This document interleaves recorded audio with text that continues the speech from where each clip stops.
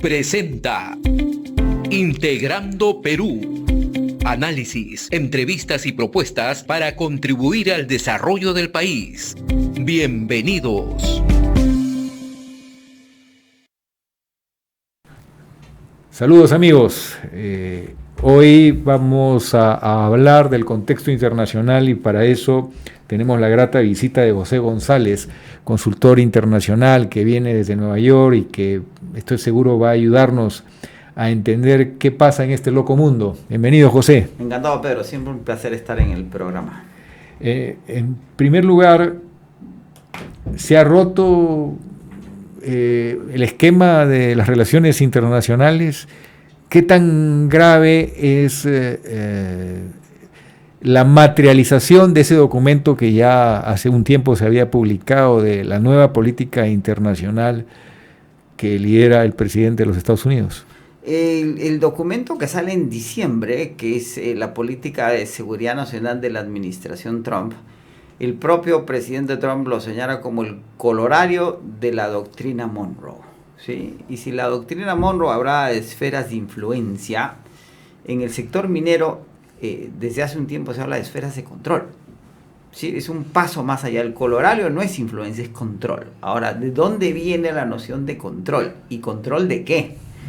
La decisión de la administración Trump de atacar Venezuela y raptar, capturar, detener a Nicolás Maduro Moros y su esposa, la primera combatiente Cilia Flores, sincera una política que ya venía desde la administración Biden: asegurar recursos energéticos no renovables hasta que las energías renovables se consoliden a partir del año 50 en adelante en una mezcla energética nueva, ¿sí? Por una serie de variables que podemos conversar en unos minutos. Y Trump lo dice abiertamente en esa conferencia de las 11 de la mañana del 3 de enero, luego de que los eventos de lo que ha sucedido en Venezuela van saliendo, y dice: esto es energía, esto es petróleo, y vamos a apoyar a Delcy Rodríguez porque nos asegura la estabilidad de la producción y la oferta de ese petróleo. La experiencia en Irak hay que entenderla muy clara: los americanos disuelven el partido de gobierno y el ejército. Irak entra en un proceso anárquico, caótico, violento, en donde ISIS en Irak florece y la producción petrolera aquí nunca se recupera. Y el riesgo iraquí nunca se recupera. Te termino la historia. Entonces, ¿en qué termina esto cuando él dice eso? Verbaliza lo que ya se discutió en Washington de una manera más sofisticada, si queremos así llamarlo, la administración Biden. Y estas esferas de control tienen que ver con lo que hace China en África con los recursos minerales. Los controlan, ¿sí? No los influencian. Y en la forma en que Putin toma control de los recursos de petróleo y gas en Rusia, eliminando literalmente a los oligarcas que se habían hecho esos recursos cuando colapsa la Unión Soviética. Trump, en lugar de hacer lo que los Estados Unidos hizo después de la posguerra en la Guerra Fría, que es ser el garantizador de que se respete el sistema, the rule-based system, de las reglas occidentales, se suma a lo que hacen Xi y lo que hace Putin y le da una vuelta a las dinámicas internacionales como las conocíamos. Existe evidentemente una lucha geopolítica incuestionable entre China y Estados Unidos. Uh-huh. Yo he leído también el documento chino. Uh-huh. Correcto. Y el documento chino me parece que busca consolidar un dominio global a partir de la defensa del multilateralismo, pero en realidad es basado evidentemente en que el director de la orquesta es el gobierno chino. Uh-huh. Pero es interesante dos datos. Primero, que a diferencia de Trump, que está desmontando la política de promoción de las energías renovables que Biden dejó, perjudicando incluso a su viejo amigo y socio en la campaña electoral con el que ha tenido unas diferencias, y perjudicando una estrategia del propio Estados Unidos, porque yo hago esta pregunta para quienes nos están viendo. China está convencida del negocio de las renovables porque considera que las renovables van a ocupar un rol protagónico en la matriz mundial. Correcto. Ahí no tiene nada que ver la ideología comunista. No.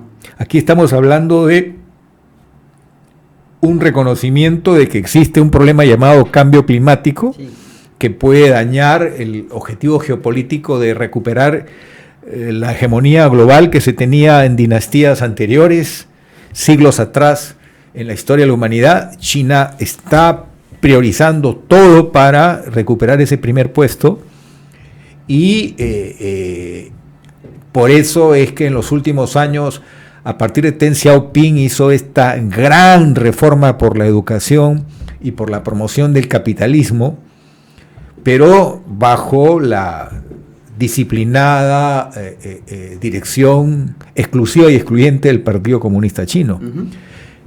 Entonces, ahí viene una primera observación. No se está disparando Donald Trump a los pies cuando desarma la capacidad de Estados Unidos de competir con China en el mundo de las tecnologías renovables. Pero Donald Trump es Donald Trump, ¿no? A los chinos les queda claro, China se convierte en el productor industrial más importante en el planeta y reconocen que los niveles de contaminación en Beijing y en el corredor de Guangdong industriales fueron de tal nivel que China reconoce lo que acabas de decir. Por otro lado, recordemos que las energías no renovables, mientras más las usamos, más caras son y más riesgos geopolíticos representan. Las energías renovables, mientras más las usemos, más baratas van a ser. Y además son más eficientes en términos del uso de la energía que las no renovables. Cuando uno le pone un galón de gasolina al automóvil, solo el 40% de la energía que genera ese galón de gasolina se utilizan para desplazar el automóvil, que es lo que queremos. Los autos eléctricos es un tema de eficiencia y eso los ingenieros lo tienen muy claro, no es una agenda progresista, ¿sí? Pero más allá del juicio de valor, de ser progresista, de estar o no con el discurso del cambio climático, es un tema pragmático, como lo acabas de decir. El pragmatismo chino yo lo veo más completo, mejor elaborado. China es el mayor productor de paneles solares en el mundo. El problema con los paneles solares es que siguen siendo caros, pero en la medida que se produzcan más se van a reducir los costos y en la medida que más energía solar usemos o eólica, más barata va a ser. Una observación puntual. Su colega, amigo, que lo apoyó de manera decidida en la campaña electoral, el dueño de Tesla, ha tenido el liderazgo mundial de autos eléctricos. Sí, pero Elon Musk tiene una agenda personal que estaba alineada con la de Trump y es inherentemente conservador. De ahí que la discusión de izquierdas y derechas ya no funciona. No, pero no, dejando de lado esa discusión, este señor representa un conglomerado de empresas que tienen que ver con el desarrollo aeroespacial, el gobierno digital. Y depende muchísimo de contratos con el Estado. Y la electromovilidad. Sí, la pregunta es, no tiene sentido. El retorno sobre un carro Tesla, Pedro, es mayor por los beneficios fiscales de vender carros eléctricos que por la venta del carro eléctrico per se. Los contratos de la internet satelital de Musk y sus proyectos espaciales tienen que ver más con contratos estatales que con ventas privadas. Es decir, hay una necesidad de potenciar su fortuna estableciendo una alianza con un gobierno como el de Trump, que además que se rompe. Y además Musk es muy conservador en sus políticas personales. Pero volviendo a China. No, pero no dejes ese tema sin aclarar. Se han peleado, pero luego se han amistado, pero ya la relación no es la misma de antes. Más ya no está atacando a Donald Trump porque pone en riesgo contratos importantes con el gobierno. Ahí tienes razón. Pero él mismo da a entender que no se perjudica a Tesla, se perjudica a Estados Unidos golpeando y derogando los incentivos que dejó Biden en favor de la electromovilidad, por ejemplo. Sí, claro, pero más que está cambiando su modelo de negocios de automóviles eléctricos a proyectos espaciales y la internet satelital.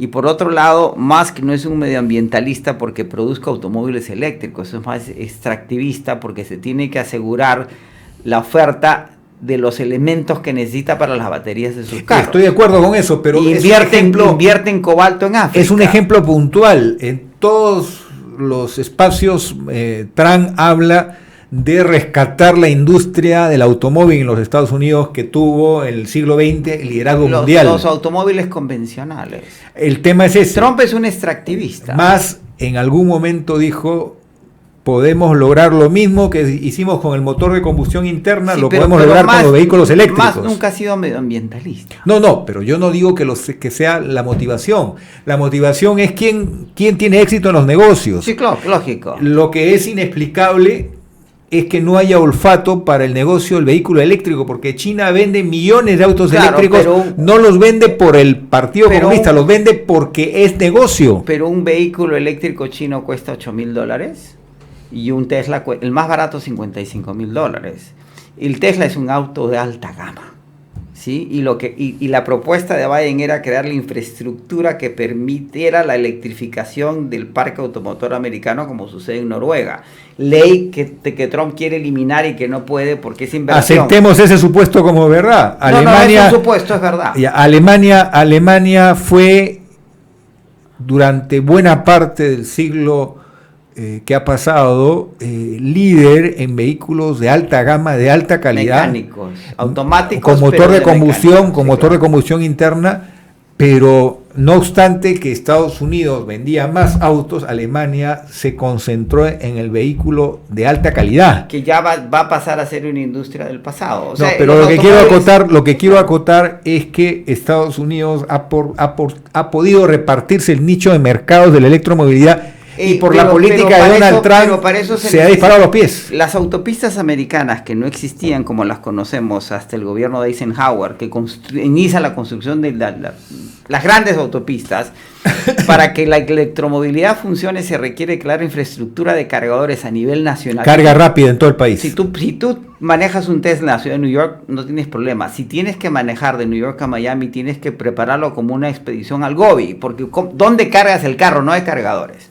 Noruega, y esa es una inversión pública, porque las compañías privadas no van a invertir en un recurso que no genera. Las carreteras se construyen con bonos municipales en los Estados Unidos. China está en varios rubros de la industria invirtiendo el doble que Estados Unidos, en puentes, en carreteras, en cemento, en todo. Porque tiene un partido comunista que utiliza los recursos del Estado para hacer infraestructura que benefician a la nación, que es lo que no terminamos de entender en el Perú. Acumular tesoro, el PBI son $300,000 millones, las reservas superan los $90,000 millones y seguimos atesorando. ¿En qué momento se usan esos recursos? Inteligentemente. No se trata de gastarse las reservas. ¿En qué momento se invierten para que pasemos del progreso al desarrollo? Los chinos lo tienen claro. Yo he escuchado con detenimiento los discursos del equipo de Biden, que no era todo desacertado. Ellos decían, hay que renovar la infraestructura de los Estados Unidos. Correcto. Y esa ley pasó. Y esa ley se aprobó. Que sea tan grande como fue para Europa el Plan Marshall, a ese nivel. Es más, las autopistas de Eisenhower. ¿Sí? Infraestructura eléctrica que permita que el proceso que se va a dar, porque es Trump, por su falta de visión, está cortando eso. Pero eso es Trump. O sea, ¿qué te sorprende de que Trump sea Trump? Ahora, Trump, entre los 4 años de su primera presidencia, los 4 del interregno, es más presidente que nunca. Sin querer queriendo está ayudando a China. Sí, claro. Con las tarifas es lo mismo. Acaba de salir la balanza comercial china y es la más alta en la historia de China.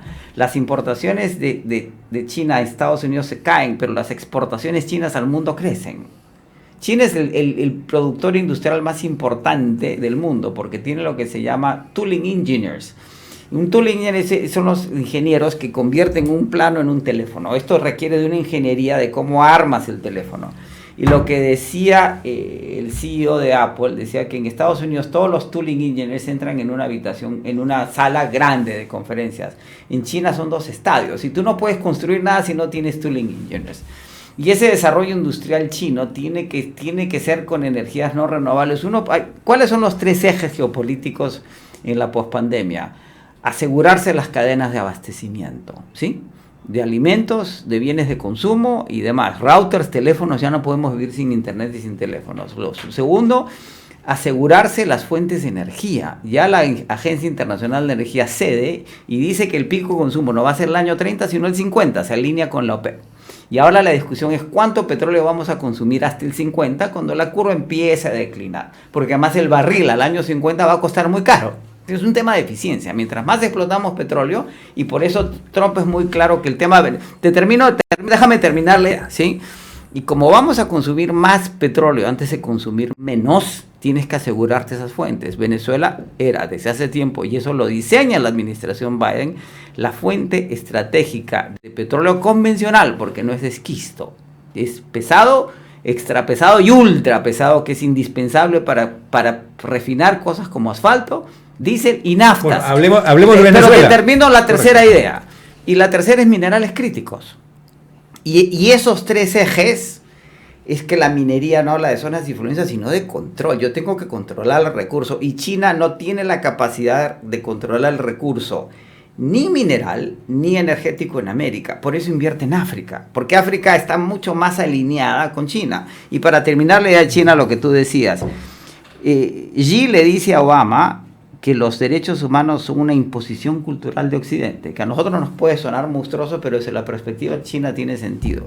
Y la propuesta china es, el sistema de reglas occidental es el sistema de reglas occidental, no el nuestro. Nosotros tenemos otras reglas, ahora tenemos que lograr en el multilateralismo que las reglas engranen. Cuando Biden se reúne con Xi en la PEC de San Francisco, previa a la de Perú, ¿qué le propone Biden? Competencia sin conflicto. Y hay un acuerdo implícito entre las delegaciones que el petróleo venezolano es de influencia y o control occidental, y el ruso, después de la invasión a Ucrania, es de influencia y control y o asiático, entre India y China. Iban a continuar esa discusión en Lima, pero Biden Kamala Harris pierde la elección. Y se resetea ese juego. Pero yendo al tema de Venezuela, que puede ser un ejemplo importante, sobre todo a partir de la captura de Maduro y toda esta operación militar que tiene un hilo muy delgado para su justificación dentro del derecho norteamericano. Es formalmente es ilegal. Entonces, el tema que yo quiero comentar y quiero tu reflexión es...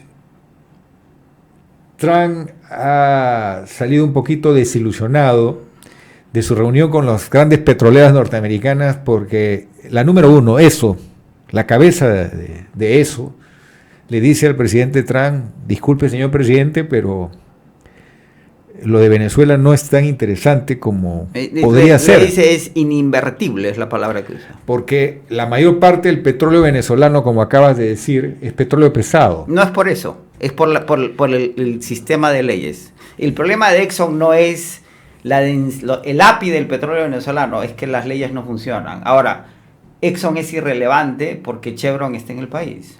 Y Chevron es la tercera petrolera más grande del mundo. Sí, pero era parte de las 7 hermanas. Pero vamos al tema. El precio que le parece bueno a Donald Trump de acercarse a los $60 el barril de petróleo. Está en 60, ahora está en 67 por el tema de Irán. Ese precio es un precio que no cierra los números del negocio del crudo pesado. No, sí lo cierra, porque el lifting cost de Venezuela es uno de los más bajos del mundo. El crudo pesado, sumado a la crisis de estado de situación de la infraestructura venezolana, obliga a un plan de inversiones que los especialistas han estimado 100.000 millones. De $100.000 millones de dólares. 10.000 millones al año. Entonces, Chevron, Pedro, distribuye dividendos y recompra acciones porque no tiene nada mejor que hacer con ese dinero de 22.000 a 24.000 millones al año. Pero yo quiero llegar al punto. El punto es... El petróleo venezolano es rentable. El mensaje no ha sido que no sea rentable, sino que no es tan rápido. No, pero la posición de Exxon... El plan de aprovechamiento no es tan rápido... La posición, como para hablar de que... En la misma reunión, sí. Repsol dice que va a triplicar su inversión en Venezuela. La posición el problema de todas las petroleras que estaban, Exxon no quiere participar. Hay un número crítico en que el negocio va a funcionar. El costo por barril de Venezuela es uno de los más bajos del mundo, a pesar de la densidad del petróleo, porque en refinería el margen está en los crudos pesados, no en los ligeros. Sí. Los livianos solo generan gasolina. Y por eso pero para eso necesitas que el fierro, que la tubería, que toda la infraestructura esté en óptimas condiciones. Bueno, pero ¿qué te dice Chevron? Chevron es más pragmático, pero no me has dejado terminar. El concepto más importante aquí es que la alianza con el petróleo venezolano, que se basa evidentemente en una acción militar, pero que Trump está pensando que sea una alianza de largo plazo, tiene necesariamente que ver con un programa de inversiones que no sea solamente llegar a 50 millones de barriles, sino estamos hablando de una relación que haga recordar lo que fue la relación de las empresas norteamericanas en el mundo en el siglo XX. Claro, pero entonces, mi pregunta iba en ese sentido.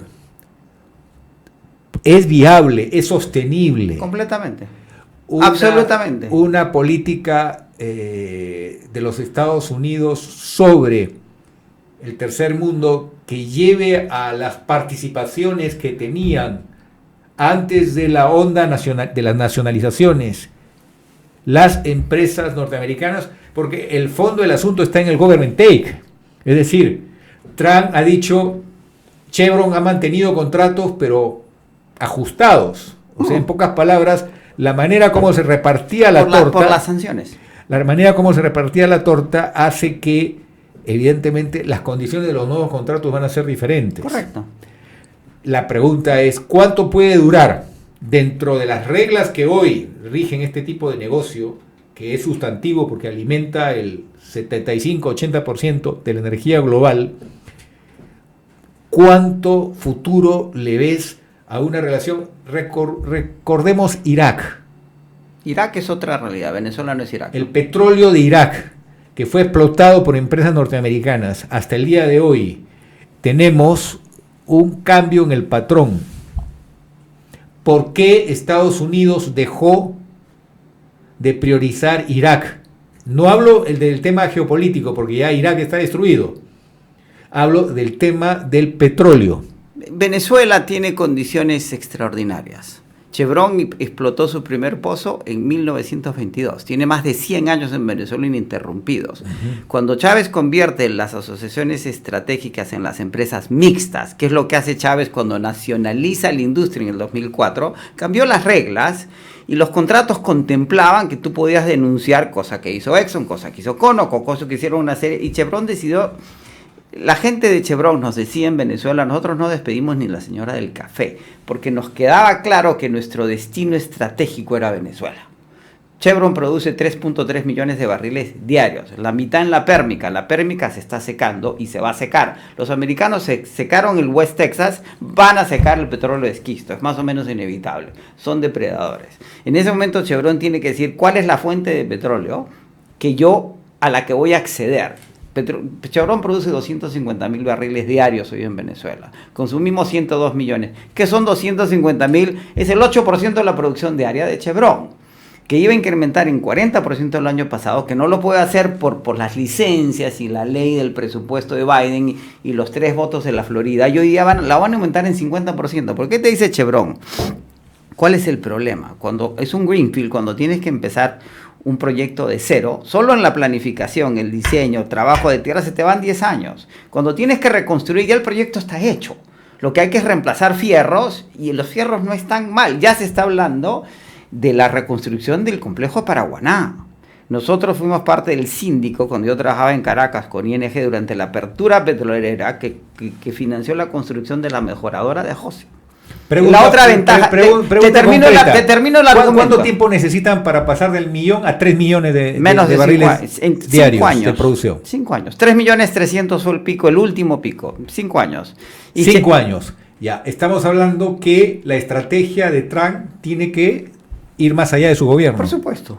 Y viene de la administración Biden. Esto es una decisión. Y el conductor de eso es Marco Rubio, que es senador, miembro de la Comisión de Relaciones Internacionales del Senado, que conocía el plan de Biden y los acuerdos de Qatar y de Barbados, en los que era muy claro que era una agenda de el gallo de tapada de los republicanos, porque yo veo, más que en el vicepresidente, veo en Rubio el potencial. Rubio ha sido afortunado, ¿sí? Y supo jugar sus cartas bien, y eso suele suceder. Ahora, los Estados Unidos, con o sin Trump, tiene políticas nacionales donde hay continuidad, que va cambiando de acuerdo a las administraciones, pero Trump no está loco, ni es un idiota. Lo que pasa es que Trump es Trump. El presidente Trump es el presidente Trump y hace las cosas a su manera. Y uno aprende en Estados Unidos, y hoy día nos referimos al presidente Trump, que lo que respeta es la oficina, la institución y la persona que lo ocupa, que en el Perú no los terminamos de aprender, ¿sí? La presidenta Boluarte era más que Dina Boluarte, era la presidenta de la República del Perú. Si usted no respeta eso, va a crear problemas que van a crear otro tipo de problemas, ¿sí? Y la decisión es una decisión de largo plazo, porque en los próximos 30 años va a haber un déficit de 6 millones de barriles. Cuando pasemos de consumir 102, al promedio de las producciones son 122, 124. ¿Sí? Ya, vamos a la mitad de petróleo, del petróleo que produce Chevron se produce en la pérmica. Si se seca, eso lo va a reemplazar Venezuela. Estamos de acuerdo, José, y esto es importante, que esto apunta a largo plazo. ¿Y por qué Chevron está invirtiendo en 3 bloques en el Perú? Diversificación geológica, Sí, lo dice el propio pero CEO. Lo de Chevron en el Perú es exploratorio. Exploratorio. Sí, claro, pero lo de Venezuela ya son reservas probadas. Por supuesto. Es una diferencia. Pero a lo que voy es por qué Chevron está diversificando geológicamente, institucionalmente. Porque el petróleo convencional, no hay muchas fuentes de petróleo convencional en el mundo. Hay un déficit. Se vienen dos déficits y la otra ventaja. Se vienen dos déficits grandes en el mundo. Uno es petróleo, bueno, y el otro es cobre. Todos los metales y minerales de la transición principalmente cobre, plata, pero en realidad tierras raras también, etcétera. Pero la motivación principal de Donald Trump no es la democracia en Venezuela. Ha sido muy claro en eso, muy transparente. La principal motivación es geopolítica, de mirar en qué Venezuela es importante. Petróleo. Y Venezuela le puede dar la cobertura de mediano largo plazo que el shale gas no le da en Estados Unidos, y que sabemos que en este momento Estados Unidos es exportador neto gracias a la ventaja del petróleo no convencional, pero ese petróleo no convencional aceleradamente se está agotando. Correcto. Entonces Venezuela le va a dar la cobertura para mantener un dominio, y el otro tema tiene que ver con minerales. Entonces ahí viene mi reflexión. Perú, alerta. Por supuesto. Porque tú eres líder mundial en reservas de cobre. Yes. Perú tiene que replantear su estrategia país. Y tienes un puerto chino en el norte del país. Y la última ventaja venezolana, entre José y Corpus Christi hay 4 días de navegación. El petróleo venezolano puede reemplazar al canadiense, que también es pesado, pero es de arenas. Y no hay una infraestructura de oleoductos desde el Canadá hasta el Golfo.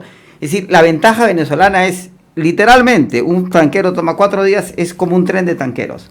Cuando suspenden la exportación de petróleo venezolano a China, que consumía la mitad del petróleo venezolano, en barcos, en tanqueros grises y negros, China pagaba 40 centavos por dólar, por barril, y Venezuela recibía 24 centavos. Hay muchas evidencias. Pero te termino la idea. Cuando suspenden el movimiento de las flotas grises por el bloqueo naval, Chevron alinea 11 tanqueros en 2 días. Y toman 4 días. No todos están en Corpus Christi, pero fletes, seguros. Es decir, el petróleo venezolano es absolutamente, el lifting cost, $4 por barril. Tienes costo razón. de refinación. Pero viene acá la pregunta. Hay más de una evidencia que Rusia ha hablado de estos temas con Estados Unidos en Alaska. Pero China está en otro papel, y China tiene más peso que Rusia. No me vas a contestar inmediatamente, sino después del corte, pero la pregunta es, el único que puede tener una implicancia en el cambio de este plan es cómo responda China. Esa respuesta me parece importante. Amigos, un pequeño corte y volvemos. Continuamos con Integrando Perú. En momentos críticos para nuestro país, problemas serios de seguridad, fuga de talentos, políticos en los que no creemos porque nos mienten y nos mienten, es necesario un momento de reflexión. Es necesario que no solamente lo emocional defina un voto en el que se juega nuestro país y nuestro destino. Es importante estar informados. Por eso aquí está Integrando Perú. Somos el país de todas las sangres. Eso nos puede hacer exitosos y muy especiales en el mundo. Ya lo hemos visto con la gastronomía, pero hay que hacerlo en todo, en el deporte, en la manera de transformar las estructuras del país para que haya oportunidad para todos. Tenemos que aceptarnos que en la mistura del Perú está su futuro. Los esperamos todos los miércoles a las 8 de la noche y si no pudieron por X razones, en cualquier momento pueden entrar a internet y ver el programa y ser parte de Integrando Perú. Maestro, maestra, recibe formación de calidad con derrama magisterial, convenios con universidades nacionales e internacionales, cursos para nombramiento y ascenso, congresos, talleres y más. Acompañamos tu crecimiento profesional con las mejores opciones de capacitación. Para más información, llama al 920-376-446 o ingresa a dm.edu.pe. 60 años de rama magisterial, construyendo confianza, generando bienestar.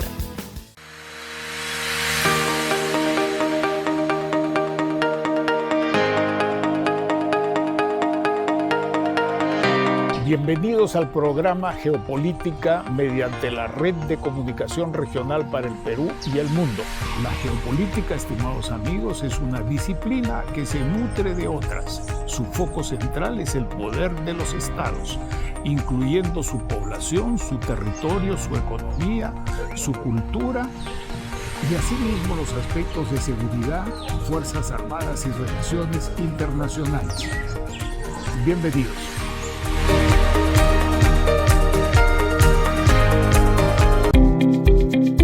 Continuamos con Integrando Perú. Volvemos, amigos. Entonces, la pregunta sobre qué va a pasar con China. Competencia sin conflicto, como era el diálogo con Biden y el líder chino. Hay espacio para dos hegemonías. Este lenguaje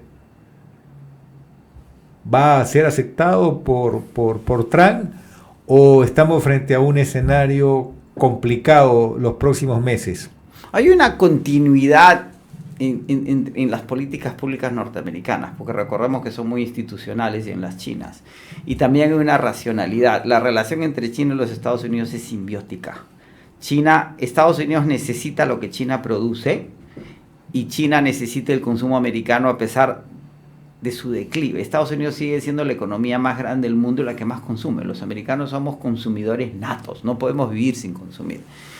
Y cuando la administración Trump asume la Casa Blanca y viene la guerra de las tarifas, que es donde se plantea el conflicto renovado entre ambos países, hay un entendimiento, suben, bajan las tarifas y se han estabilizado. Y el nudo gordiano hoy de la relación China-Estados Unidos es tierras raras por semiconductores de quinta y sexta generación. Sin tierras raras el mundo no se mueve. Hoy día entendemos las tierras raras mejor que nunca y las necesitamos por una cantidad de bienes, desde automóviles hasta misiles y satélites, y los chinos no pueden producir chips de quinta y sexta generación, porque se necesita la colaboración de muchas partes, lo que es Taiwán. Nvidia, la compañía más valiosa en términos de inteligencia artificial hoy día, no manufactura semiconductores, los diseña. Ahora, hay una inversión en camino de los Estados Unidos financiado con leyes de la administración Biden para desarrollar fuentes alternativas de semiconductores en los Estados Unidos, pero eso va a tomar mucho tiempo.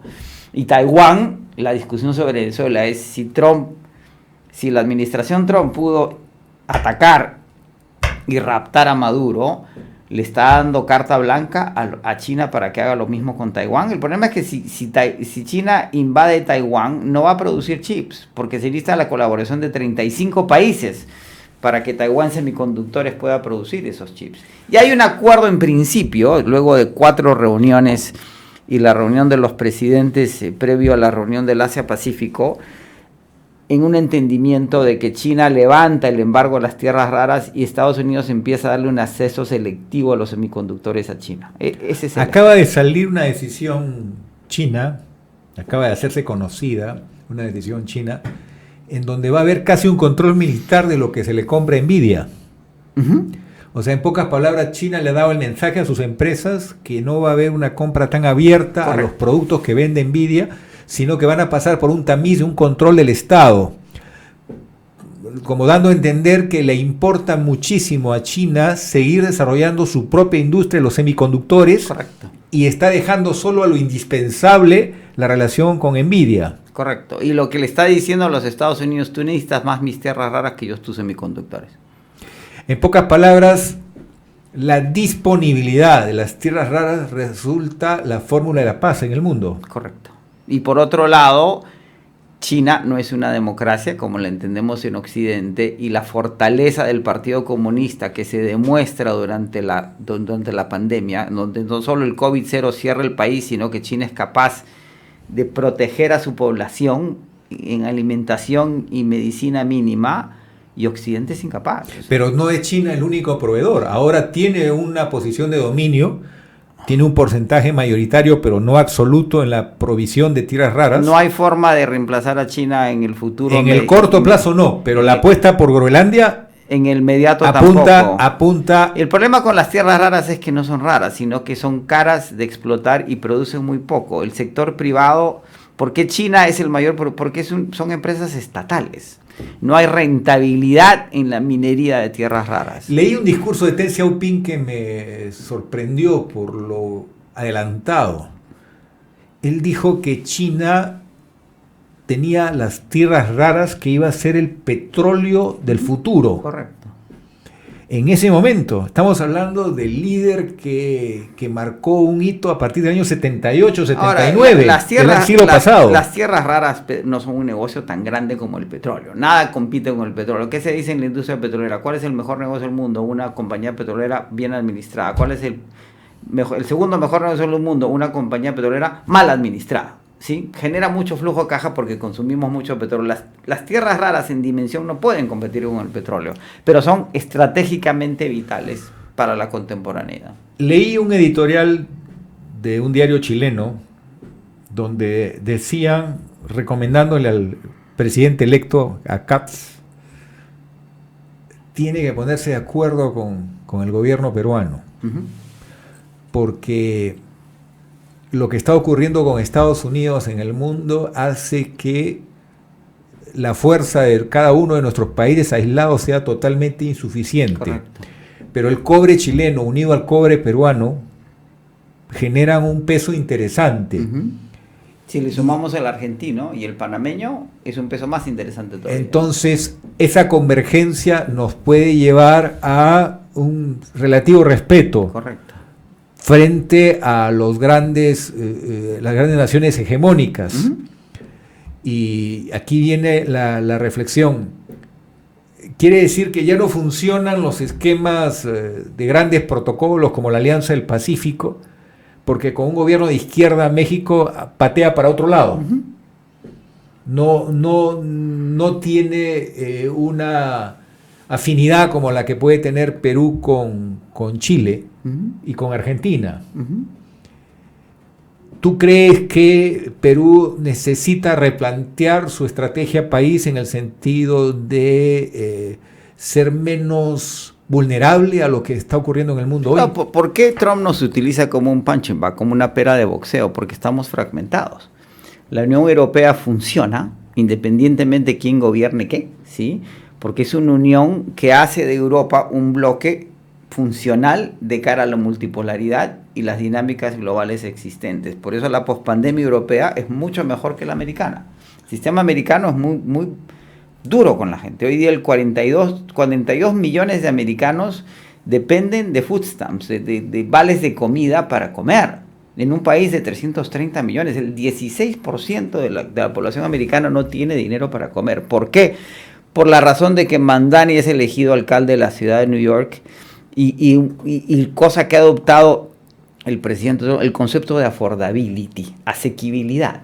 ¿Sí? Cuando uno va a un food pantry en los Estados Unidos, la gente va a recoger la comida que donan las iglesias, particularmente en automóvil. No son pobres, claro que no son pobres, pero tienes que pagar la casa, la hipoteca y la renta de la casa, si no, no vives. El automóvil, si no, no puedes ir a trabajar. El seguro y la gasolina. El teléfono celular. Internet, y no alcanza para la comida. ¿Sí? Es lo último, pero comer es importante. Sí, pero si no pago lo otro, no como. ¿Sí? Y asequibilidad es la nueva palabra, porque ya no somos sociedades de masa, ya no hay campesinos, ya no hay obreros, lo que es clase media dedicada a la minería, dedicada al cultivo de cosas, etcétera, etcétera. Pero aprovechando tu presencia acá en Perú, el frente interno, la muerte de esta señora norteamericana, sí, que la mató ICE. Esta situación ha generado una ola de protesta muy fuerte. Sí. La pregunta es, ¿solo va a soportar en la futura jornada electoral de renovación parlamentaria la única base de apoyo para sostener su mayoría relativa, Trump, es su política internacional o cómo ves el escenario de la política interna en los Estados Unidos? Porque yo siento que cada vez es mayor el disgusto frente a excesos que los propios republicanos critican. Sí, pero de cara a las políticas de Trump hay una actitud similar a la que teníamos con Fujimori. Sí, el mensaje y la lectura de lo que hace Trump es interpretada por un sector de la población importante como positiva. Ahora, la popularidad de Trump ha caído, pero no ha colapsado, ¿sí? Y recordemos que Trump gana por el 51% del voto. El país, para cualquier efecto práctico, está dividido en mitades. ¿Y qué va a suceder en las elecciones de medio término de noviembre? El ataque a Venezuela tiene que ver con un gesto de fuerza que le puede dar fortaleza en su base. Sin embargo, cuando uno va al mercado en Estados Unidos, Pedro, yo acabo de llegar el viernes, es impresionante lo que yo pagaba, $30, $50, hoy vale $100, $150. Es decir, las cosas básicas son las más caras. Por eso es que Trump levanta las tarifas de 200 partidas alimentarias que favorecen a Latinoamérica en general y al Perú en particular. Por eso se dio con Brasil, a pesar de que no es su aliado. Café, uvas, o sea, todo lo que importamos en términos de alimentos. Y eso es lo que le está doliendo a la gente. Y el concepto de Mamdani de asequibilidad no tiene que ver con pobreza, sino con bienestar. ¿Sí? Si tengo que pagar esto y esto y esto y esto, no puedo comer.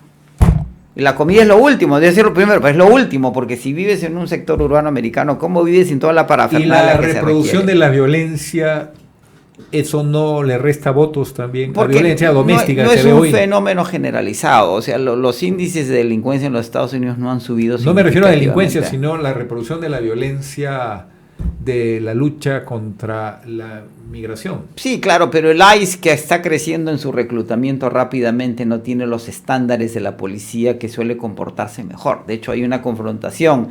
Lo que sucede en Minneapolis, en Minnesota, esta norteamericana que iba a protestar frente a una manifestación de ICE, y un agente de ICE que hoy día defiende la administración, pero el jefe de policía de la ciudad y el alcalde están en contra de ICE. Ahora, pero ha logrado imponerse Trump en el sentido de que la investigación sea exclusiva y excluyente del FBI, o ha logrado el gobernador y el alcalde mantener la participación de la policía local y el fiscal local. Eso causa tensión, Pedro, pero no van a acabar con la República. La lucha por los derechos civiles fue mucho más dura. La experiencia americana con violencia vinculada a derechos es relativamente reciente. Y a pesar de que tú ves en televisión las protestas, yo discutía ayer en una cena, no son masivas. O sea, yo que vivo allá, no son masivas. Y el sistema funciona. Trump no viola la ley. ¿sí? Acaba con los usos y costumbres, ¿sí? Que no están legislados, pero cuando se trata de romper la ley y un juzgado o sentencia, se echa para atrás. Porque Trump es una criatura... Pero trabaja en el borde. Obvio, pero no viola la ley. Y además se lo dice después del ataque a Venezuela, dice, como yo tengo restricciones domésticas que respeto, y las respeta, ¿sí? Cuando las cortes sentencian, se echan para atrás. Trump nació en los Estados Unidos, en Queens, en real estate, sabe que violar la ley es un problema.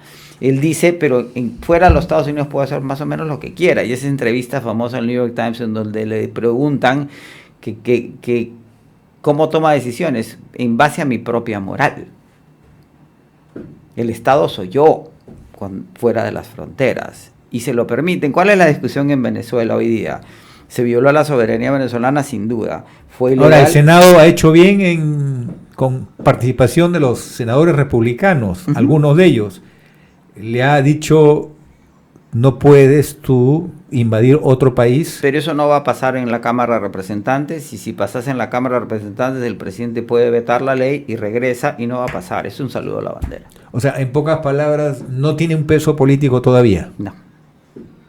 Quiere decir que puede haber un segundo y tercer ataque sin pedir autorización al Congreso. Correcto, porque ¿a qué vamos? ¿Cuál es la sensación? Y te hablo, acabo de llegar a Estados Unidos, estuve durante la discusión interna. Y lo que dicen es que toda esta discusión sobre la soberanía, y además yo creo que nadie lamenta la captura y detención de Maduro. Nadie. Sale el exsecretario de Estado de la Administración Biden, Blinken, el domingo en el programa de Fareed Zakaria, y reconoce el éxito de la operación. Y casi como, no lo aplaude, pero lo saluda, ¿sí? Y lo que te dicen, toda esta discusión sobre soberanía es académica. Hay un pragmatismo a nivel global y particularmente en los Estados Unidos, donde el hecho de que Maduro está detenido en Brooklyn es un fait accompli, ¿sí? Hoy día se imponen las agendas y de nuevo, por eso se habla de zonas de control. Trump sigue el guión de Putin. Pero todo hace ver que Maduro sí ha sido cómplice de bandas de narcotraficantes, pero no jefe de una banda. Exactamente. Y la propia corte, el juez, descarta la acusación del cartel de los soles porque dice aquí no hay ninguna evidencia de que el cartel de los soles exista. Pero esa complicidad facilitando un mercado... Sí, claro, pero eso es distinto a que seas cabeza de un cartel, ¿no? Pero igual ya te hace delincuente, ¿no? Sí, claro, pero el juez ya descartó eso. Los otros es el cargo que él elimina porque es aquí, ve el file judicial y dice no, esto es, de todas maneras se vislumbra una condena criminal, no tan... Se va a parecer mucho al juicio de Noriega, en donde, o al de Pinochet en Inglaterra. Acuérdate, los jueces a ese nivel saben que hay un elemento político en el juicio al que no van a contradecir. Las posibilidades de que el caso sea descartado por ilegalidad y que Maduro sea dejado libre es... casi ¿Se viene la caída de Cuba comunista? Por supuesto, sin duda. ¿Y Nicaragua? Irrelevante. ¿A quién le interesa? A nadie. Qué duro suena a los eso, Ortega. ¿no? Pero es verdad, ¿qué hacemos? Hay una canción de Serrat que dice, nunca es triste la verdad lo que no tiene remedio. Y esta es una época de un realismo muy grande. Y Cuba es por el peso simbólico y porque el nieto de un... Y está colapsando migrante en cámara cubano lenta. es el número 2 en los Estados Unidos. Un cuarto de la población ha seguido saliendo y el 60% de la isla no tiene electricidad. Es decir, y eso lo aprendimos con Vietnam, los Estados Unidos tienen una capacidad de resistir inmensa por la fortaleza de su economía. Cuando yo tengo conversaciones con mis amigos radicales que sigan esperando que Estados Unidos colapse, yo vivo en un pueblo en Carolina del Norte, le digo, Estados Unidos nunca va a colapsar. Ahora, consumen tanto que probablemente nos vamos a chicharrar todos por las emisiones de carbono de los norteamericanos. Y Ucrania, pero ese es otro problema. y Ucrania queda condenada a la solución militar. Porque... va a ceder a... Ya están ajustando. ¿Qué sucedió en Gaza? Y el Economist lo reconoce. Enfrentamos un nuevo Medio Oriente. Pérez decía que para hacer la paz, se hace la guerra para hacer la paz. Y cuando estás en un callejón sin salida, la salida es el callejón.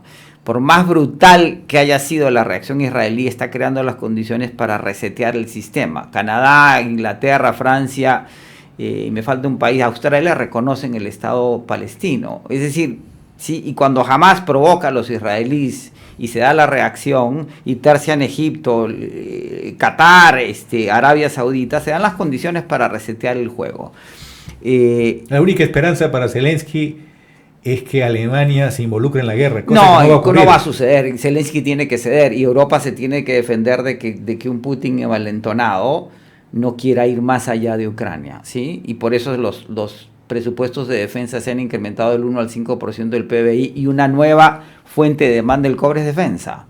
Y el otro frente, Irán. Y el régimen de Irán puede colapsar en este ciclo, porque el problema es económico, ya no es ideológico ni religioso. Hemos vuelto al mundo de los leviatanes. Correcto.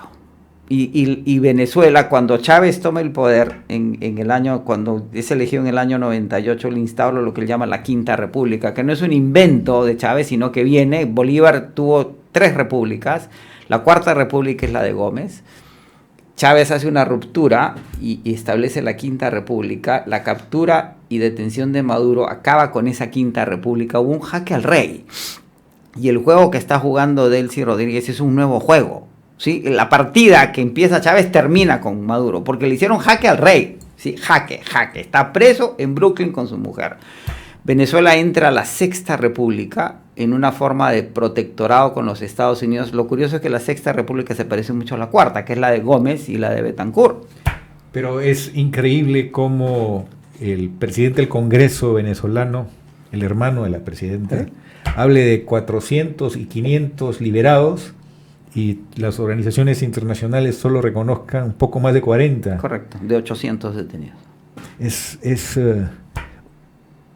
una imprecisión total. Correcto. Y el Estado sigue siendo arbitrario, pero la decisión de la administración Trump de apoyarse en el régimen, pero es un nuevo régimen. De nuevo, la Quinta República se acabó, entramos a la Sexta, es producto de las lecciones aprendidas en Irak. Y la operación militar, que es brillante como operación militar per se, sacaron a Maduro y a su esposa de Fuerte Tiuna. 6 anillos, 8 anillos de seguridad, ¿sí?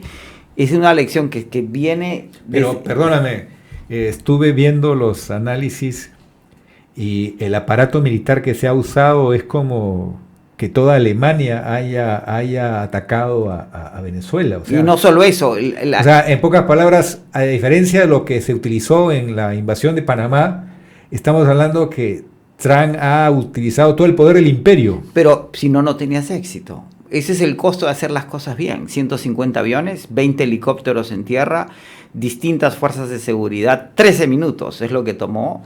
Es decir, uno no puede... Neutralizaron todo el sistema de defensa aérea. Ahora, ¿qué sucede también? Que el ejército bolivariano era inútil.